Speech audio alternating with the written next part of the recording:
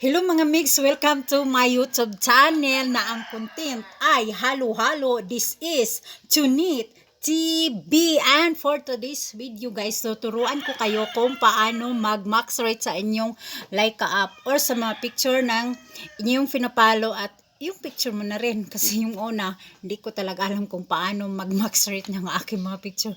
Paano ba to?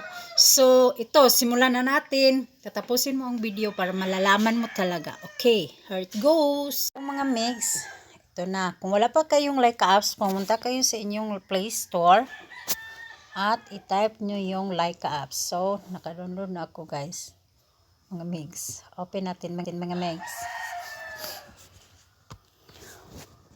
Wait lang natin mga mix. Yan. Nag-loading pa mga mix. So, skip lang natin mga mix. So, dito, para pag-login, pwede nyo gamitin yung Gmail nyo or sa Facebook. So, ako, gagamitin ko yung Facebook.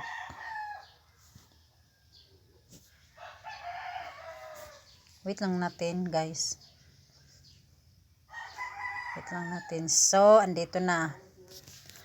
Pagkatapos, pupunta kayo sa profile. Since nakapagsimula naman ako, kung beginners pa lang kayo, pumunta kayo dito sa explore. Tapos, i-type nyo yung kung sinong ifa-follow nyo.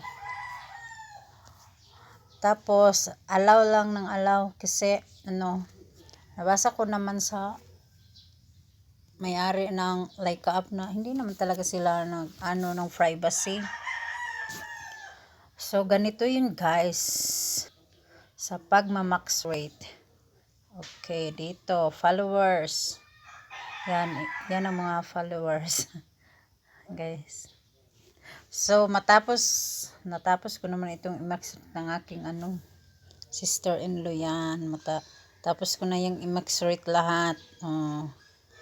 Tapos ko na yung i-max rate. Yan.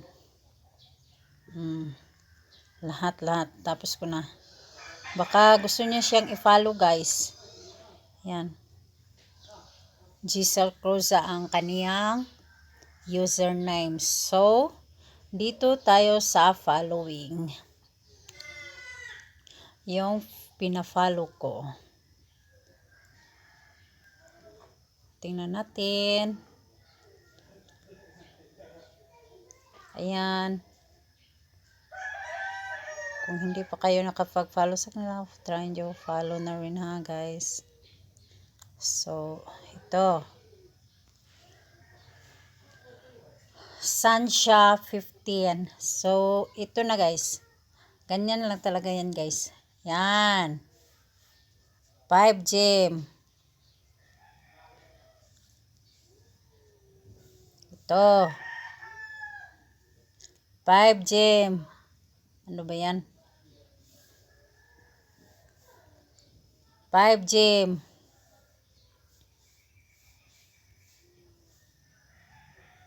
5 gem. Ganyan lang mag-max rate guys. So, madali lang yan guys. Ano ba talaga guys? Megs. Ganito lang yan mga megs. So, kung hindi pa kayo nakapag-follow sa akin, this is my username, Tonette 1988. So, kung nagustuhan nyo ang aking video, paki-like and subscribe na rin. Thank you!